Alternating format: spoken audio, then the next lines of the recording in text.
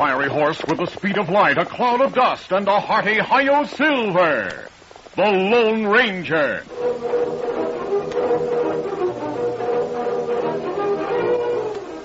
Before this exciting adventure, a word from our sponsor.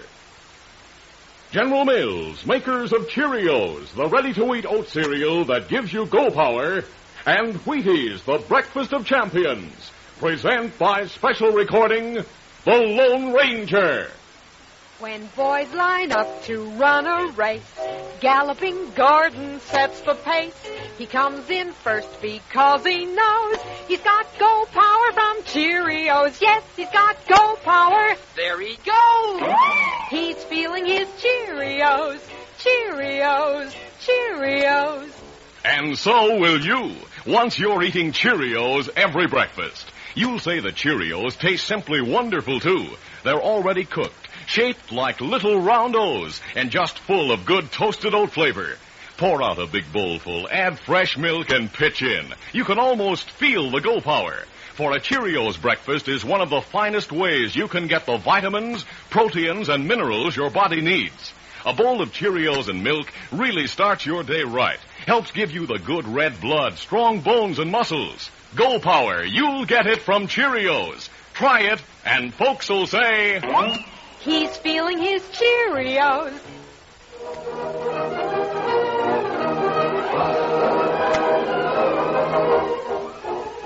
With his faithful Indian companion Tonto, the daring and resourceful masked rider of the plains led the fight for law and order in the early western United States. Nowhere in the pages of history can one find a greater champion of justice. Return with us now to those thrilling days of yesteryear. From out of the past come the thundering hoofbeats of the great horse Silver. The Lone Ranger rides again. Come on, Silver. Let's go, big fellow. I'm Silver. Hooray!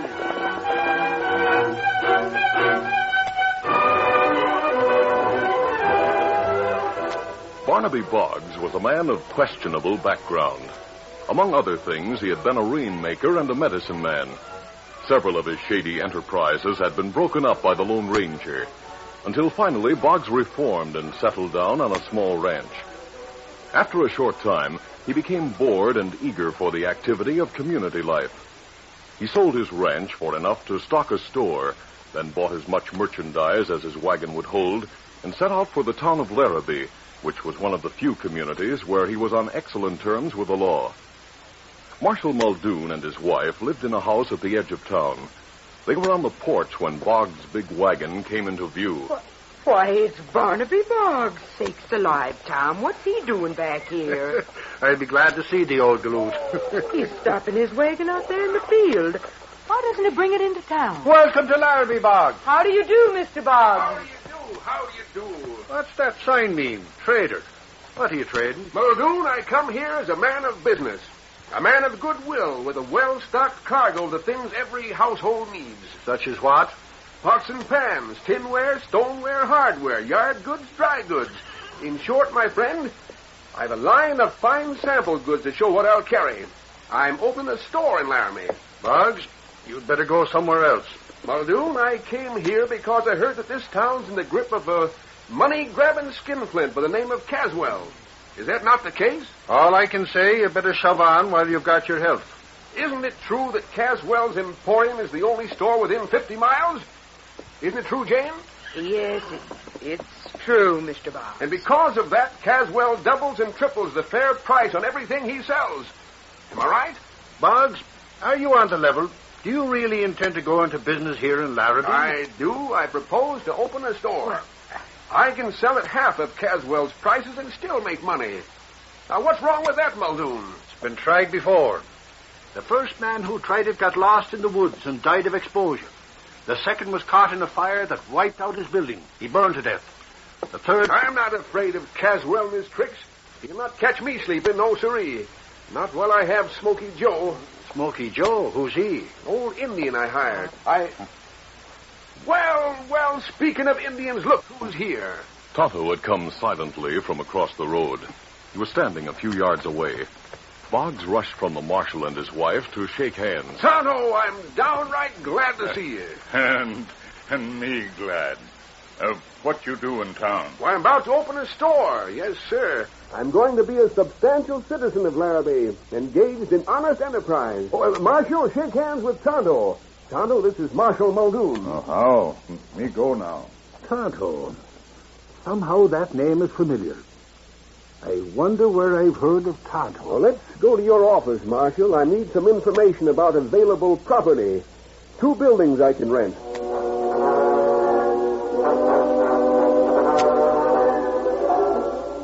Meanwhile, Tonto and the Lone Ranger were waiting next to their horses for Boggs to return to his wagon so the masked man might talk to him. Silver, get tired waiting. Do you mean that you would like to start for camp, Tonto? Oh, no, me in no hurry. We'll wait a little longer. I'd like to speak to Barnaby. If he's really sincere, wanting to enter business in Larrabee, he should be encouraged. That's right. Well, maybe better you go to Marshal's office. Talk to Boggs there. We'll wait until we see him return to his wagon. He must have it. Yes? There goes feller to wagon. The Lone Ranger and Tonto watched the man called Blaze ride across the grass at the edge of town and draw rein beside the big red wagon. He took a tin can from his side pocket, then lighted a match, and held the flame to a length of fuse that extended from the can. When the fuse was burning, he guided his horse to the rear of the wagon and prepared to toss the improvised bomb through a square opening that served as a window. But just then, the rear gate dropped, and a shrill voice cried out in Indian. Get back inside there, Redskin. I'll fix you. Blaze tossed the bomb into the wagon with one hand and drew his gun with the other. Before he could fire, another gun barked. No. Get up. Get up. When Blaze saw his gun shot away, he didn't hesitate. He spurred his horse cruelly and raced across the plain. The masked man and the Indian rode up at top speed and brought their horses to an abrupt halt. Out of the way before you're blown to bits. The masked man leaped from the saddle, reached into the big red wagon, and grabbed the can of blasting powder. It was the work of an instant to pull out the remaining length of fuse. He tossed the can, now harmless, to Tonto. Here, take this. I'm going after that man. Easy, steady, big fella. One, two, there. Blaze Peter's horse was no match for the mighty Silver. The Lone Ranger quickly cut down the lead. Go on, Ranger, I'll rope you. Hold your rope, Mr. Oxtoppin. Hold it. Easy, steady now, easy. I was roped and pulled off a horse once. I don't want it to happen again. We're going to blow up Boggs' wagon. What do you have to say about it? Who are you to question me? Never mind. Save your answers for the marshal. The marshal's likely to be more curious about you, mister. A man who can show his face has an advantage over a critter like you. Sit still while I see if you have another gun. You smashed the only gun I own. Who are you to interfere anyhow? Did Caswell send you to destroy that wagon? I'm not talking for you. And I'm not talking for the law. No one can make me talk. You may be right. But at least Marshal Muldoon and Barnaby Boggs are going to have a chance to try. Get going. Where? Back to town. To the office of Marshal Muldoon. Get up. Get up. Come through there.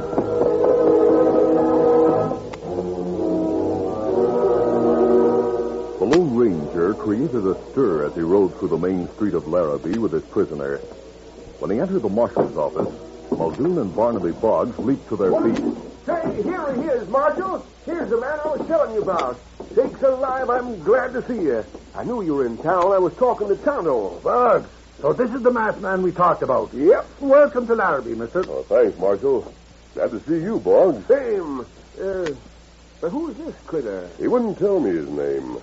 Maybe he'll talk to the marshal. He tried to blow up your wagon. I deny it. Blow up my wagon? Yes, he threw a can of blasting powder and a lighted fuse into the wagon. What, Smoky Joe? He was taken by surprise, Barnaby. What do you have to say about this? I got nothing to say, and you can't make me talk. Did Caswell hire you? I never heard of him. You lie. Prove it. Boggs, you've seen an example of what I was trying to tell you. The attempt to blow up your wagon was just the beginning. Yes. What are you going to do about this critter right here? Ain't you going to lock him up? Huh? He should. If he doesn't, I will. Yeah. That I ratted can't think of balloon. anyone I'd rather see behind bars. There's hardly a chance in 1,000 of getting proof against Caswell. No, not a chance in 1,000.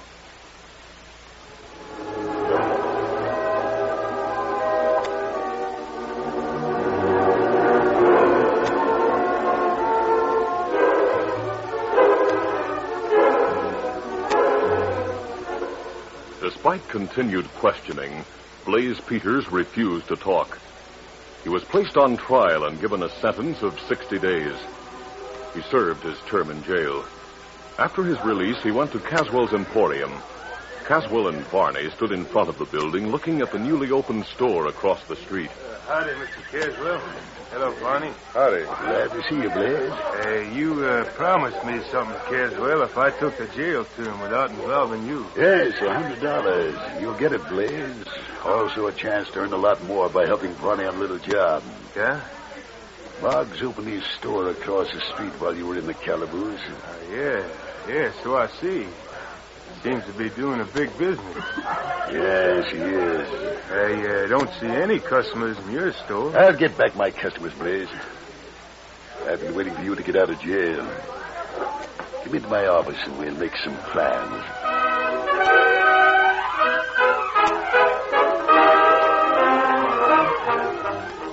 We'll continue our Lone Ranger adventure in just a moment. All over the country in every direction, how you doing is the question. And here's what the happy people have to say. Eating our Wheaties and doing okay. That goes for the star wherever you are. Take Barbara Ann Scott, figure skating champion from the Northland. Watch her on this one. Barbara Ann's good. Now, there is a champ who's a real Wheaties fan. Sure helps to keep a gal up on her toes. A guy, too. Take Bob Lemon, who pitches a lot of ball for the Cleveland Indians. Lemon knows what champions know. Wheaties for breakfast, away you go. Gosh, no wonder the champs of tomorrow are eating Wheaties today. There's a whole kernel of wheat in every Wheaties flake. Keep on eating your Wheaties and you'll be doing okay.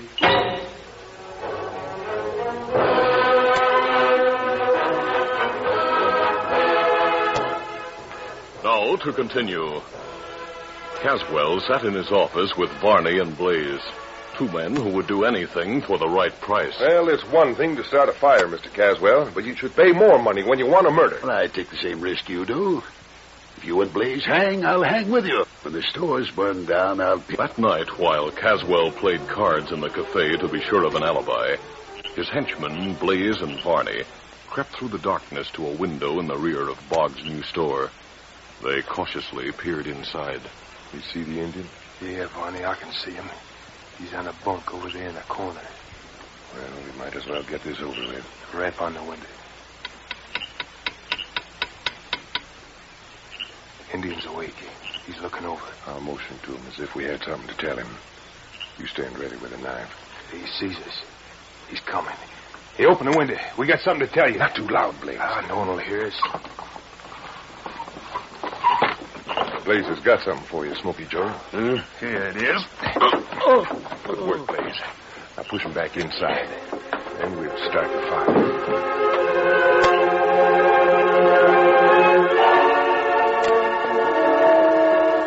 The Lone Ranger and Tonto left town after Blaze Peters' trial and conviction. They had planned to return for the opening of Boggs' new store, but had been delayed. They were just entering the town when they saw smoke pouring out of the building and a crowd of people running with pails of water. The fire, Tonto. Building right down there. Come on, Silver.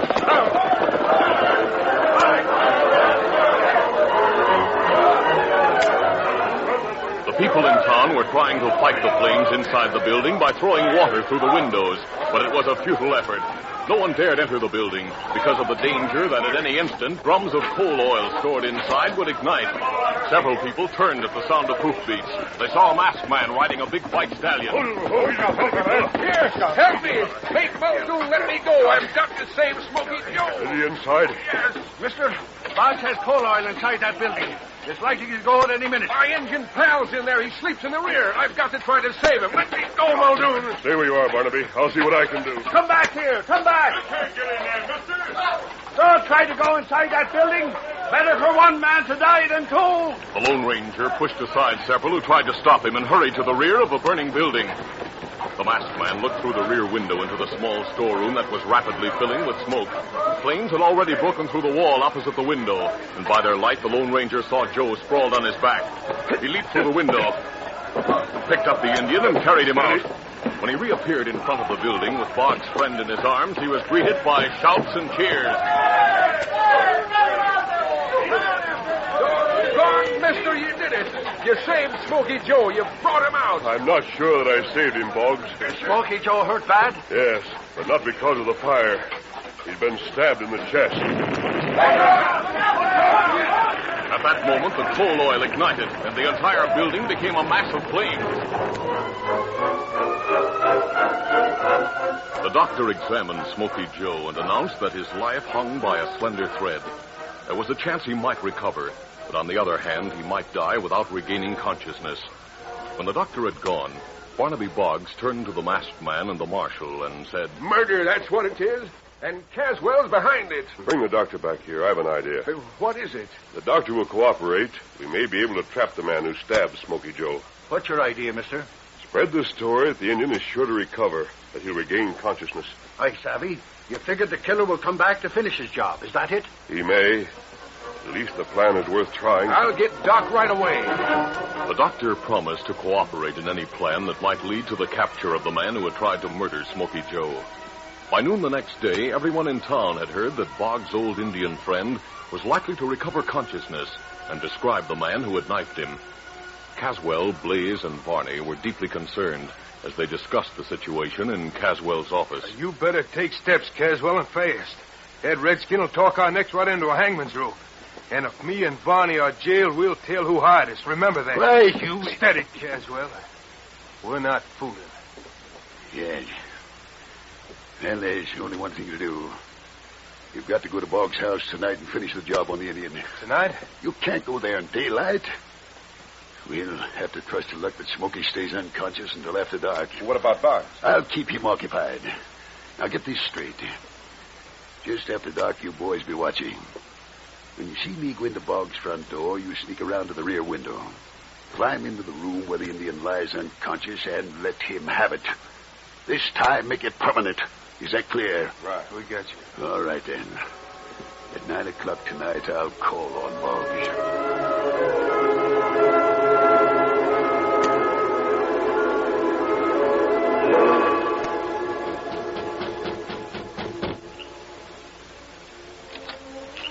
Oh, it's you, Caswell. Good evening, Boggs. You mind if I step in? Well, looks like it doesn't matter whether mine or not. What do you want? Boggs, I've heard from several sources that you think I had a hand in burning your store. Now, I want you to know that's not the case. No? Hey, who? An Indian. What do you mean busting into my house like this? Me friend, Smoky Joe. And me get feller that hurt him. Hold on there. Me get you. Oh, my. Tonto, did you have to hit him that hard? Lone Ranger say be sure knock him out. You followed instructions literally. Me close door. Now, we work plenty fast. Take this fella to the bedroom and back. How long do you think you'll be unconscious? Me not know. He hit jaw plenty hard. Yes. Maybe him get conscious in 10, 15 minutes. Carry him. Smoky Joe had been removed to Barnaby Boggs' own bedroom. The small rear room that Smoky Joe had previously occupied was empty until Tonto placed the unconscious Caswell on the bunk. Then Tonto left the room. Caswell regained consciousness to find Barnaby Boggs applying wet towels to his head. The room was lighted only by moonlight that came through the single open window. There now, Caswell, take it easy. Lightning. No, it wasn't lightning that struck you. It was an Indian. He connected with your chin. Huh? Oh, Boggs. Yes, I remember. Somehow, the Indian got the idea that you're the one who tried to murder Smoky Joe. Where is that Indian? Smoky Joe? Oh, I moved him to my own bedroom. Bed's more comfortable. I want a light. You don't need a light. Just wait right there. Alone in the small room, Caswell sat up in the bunk. He ignored the pains that stabbed through his head as he pushed aside the blanket. He placed his feet on the floor and was about to rise when he saw the head and shoulders of a man silhouetted in the window. The battered, wide-brimmed hat was familiar. Barney! The figure leaped through the window with cat-like agility, grabbed Caswell and clamped one hand firmly across his mouth. Barney, wait! Listen, wait, let it go. Caswell struggled furiously as a second man climbed through the window. The two assailants threw Caswell to the bunk and held him there. Then the hand slipped from his mouth. Barney, Blaze, wait, listen. Don't stab me, I'm Caswell. How did you know Barney and Blaze were coming here to stab someone? What's that? You've convicted yourself, Caswell. That voice. You're not Blaze. Muldoon's the name. Bring in the light, Boggs. Here's a lamp. Looks like everything worked out first rate. Anything to say, Caswell? Smash, man. That hat, I thought... I borrowed Barney's hat. When you saw me outlined against the window, you made a natural mistake. You thought I was Barney. If this is a joke... It's no joke, Caswell. We caught Blaze and Varney as they were about to climb through that window. They're outside right now, tied and gagged, and watched by Tonto. You hired them to burn Boggs' store, murder Smoky Joe. When you thought Joe might live to identify them, you sent them here tonight to finish the job. No, they lied. They lied, I tell you. You knew they were coming here, Caswell. You proved it when you were struggling with the masked man and me. You called us Blaze and Varney. You told us not to knife you. Let me out of here. Get back. Sit down, that Boggs. Where are your handcuffs, Marshal? Right here. No, wait. Let me talk. Boggs, listen to me. Boggs, let me talk to you. Be quiet, Caswell, and listen to me. Fortunately, Smoky Joe is going to get well. So you and your pals are spared the rope at the hangman. We can't convict you of your farmer crimes, but you may be sure you'll get the limit of the law for arson and attempted murder. How don't I have a lot of ground to cover, Marshal? Blaze and Barney are right outside this window where we left them. You'll need no help to take them to jail. You needn't worry about me. I'll see that the people in Larrabee get a fair deal, all right? Yes, Barnaby. I know you will. Adios. It was a trick. That's what it was. The whole thing was set up to trap me. That's right, Caswell. And the trap caught the rat. My thunder, it happens every time when things are handled by the Lone Ranger.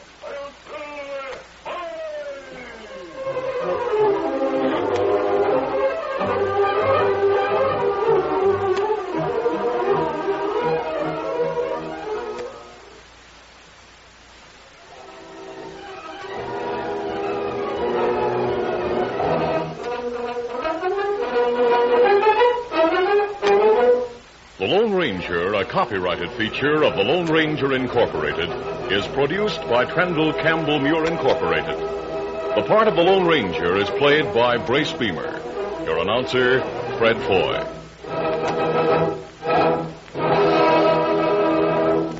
Listen to the Lone Ranger, brought to you by special recording Mondays through Fridays at this same time.